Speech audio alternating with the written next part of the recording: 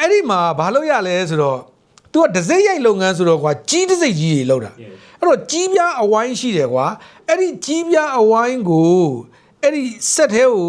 တယောက်ကထိုးထည့်ပေးရတယ်နှစ်ယောက်ကအပေါ်မှာဘိန်းဝိုင်းရှိတယ်ကွာဟိုဘက်တယောက်ဒီဘက်တယောက်အဲ့ဒီဘိန်းဝိုင်းကိုလှည့်တယ်အဲ့တော့ဆက်တစ်လုံးမှာလူ3ယောက်ရှိတာပေါ့တယောက်ကအောက်မှာအဲ့ဒီကြီးပြားကိုထိုးထည့်ပေးတယ်နှစ်ယောက်က1နဲ့3ခေါ်ပြီးတော့အဲ့ဒီအဝိုင်းကိုလှည့်တယ်လှည့်လိုက်တော့ဒီအဝိုင်းနဲ့လှည့်လိုက်တဲ့ခါမှာအောက်ကဒီအချောင်းကမိုးအချောင်းကသွားပြီးတော့အောက်ကကြီးပြားပေါ်မှာဒိန်းဆိုပြီးတော့အရှိန်နဲ့တစိမ့်ရိုက်လိုက်တာတစိမ့်လိုက်တဲ့ခါမှာအဲ့ကြီးပြားပေါ်မှာတစိမ့်ပေါ်သွားတယ်အဲ့ဒီတစိမ့်ကိုစုတစိမ့်ပြားတွေမှာကတ်တာပေါ့တို့စုပေးတဲ့တစိမ့်တွေရှိရမလားအဲ့ဒီမှာအဲ့ဒီကြီးပြားလေးကိုကတ်တာဆိုတော့အဲ့ဒီအဝိုင်းကိုလှည့်ရတာတနေ့ကိုဘယ်လောက်ရလဲဆိုအဲ့ဒီခေတ်က90ရတယ်ကျိုး90ကျပ်90ကျပ်အဲ့တော့သွားပြီးတော့လှည့်တာညနေဆိုရင်လက်တွေနားနေရအဲ့တော့အေးပြန်လာရင်ကိုယ်လက်တွေနာအမေကဖယ်သွားရလဲဗောတရက်နှစ်ရက်မဟုတ်သေးဘူးဗောဒါပေမဲ့ကိုယ်လည်းဟိုတရက်အကြောင်းပြနှစ်ရက်အကြောင်းပြအဲ့ပတ်စံ90ဆိုအဲ့ခေတ်တော့ပတ်စံ90တော်တော်များတယ်လို့ပြောရမှာအခုခေတ်ဆိုရင်9000နဲ့ညီမလားမပြောတတ်ဘူး9000ပေါ့အဲ့လိုပြောမှထင်တယ်ဆိုတော့အဲ့မှာကလေးဆိုတော့ကိုအဲ့ဒါလေးလဲအဲ့မှာရတယ်ပတ်စံလေးစုဒါပေမဲ့နောက်ကျတော့အမေကတဖြည်းဖြည်းရိပ်မိလာမဟုတ်တော့ဘူးတော်နေတာပျောက်တယ်ဆိုတော့နောက်နေ့ကျတော့အမေကလိုက်ချောင်းတော်တဲ့နေရာလိုက်ကြည့်တော့မှတိလဲသိတော့ဘယ်ပြောကောင်းလိမ့်မလဲစောပလော်တီအစုခံရတာဗောနေပညာသင်ကြားစေချင်တာဘာဖြစ်လို့အဲ့လိုတော့လောက်တာလဲဒါအခုဘဝမှာပထမဦးဆုံးသောပတ်စံရတဲ့အလုပ်လို့ပြောရမှာပေါ့နော်ဒါပေမဲ့ရက်ပိုင်းလေးပဲအခုလုပ်လိုက်ရပါတယ်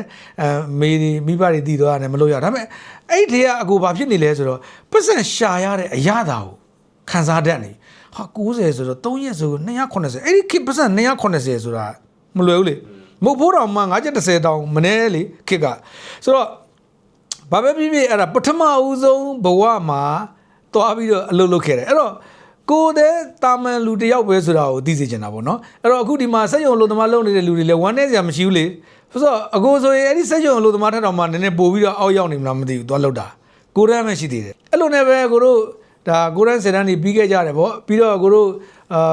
စက်မှုကြောင်းတွေတက်ကြတယ်အဲ့တော့အကိုတို့ထပ်ပြီးတော့အကိုတို့ခစ်ကနည်းနည်းခစ်ဆိုးတဲ့ခစ်လို့ပြောလို့ရတယ်ကွာ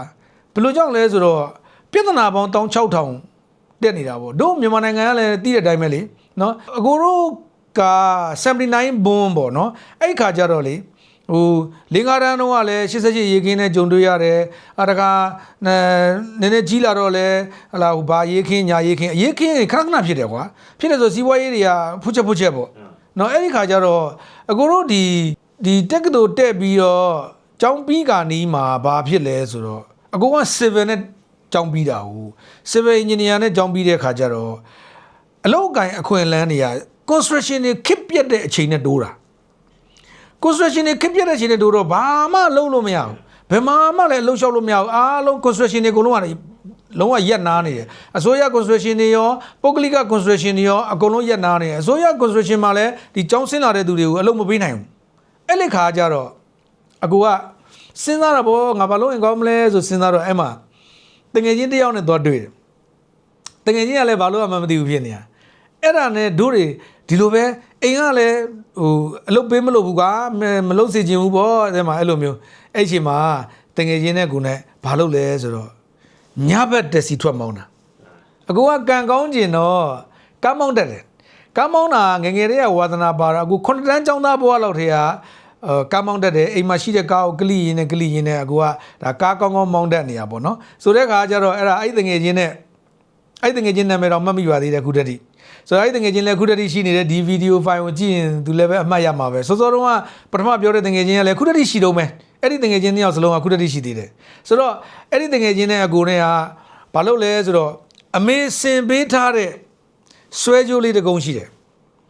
အဲ့ဒီဆွဲကြိုးလေးကိုအရေးဖြော်ပြီးတော့အဲ့ဒီခေတ်တုန်းကပတ်စံ6000ရတယ်ဘာလုပ်လိုက်လဲဆိုတော့ကားစပေါ်တင်လိုက်တာပေါ့ကားစပေါ်တင်ပြီးတော့အဲ့ဒီတငယ်ချင်းနဲ့နှစ်ယောက်သားညနေ6နာရီကနေမနေ့6နာရီထိတက္ကစီမောင်းတာ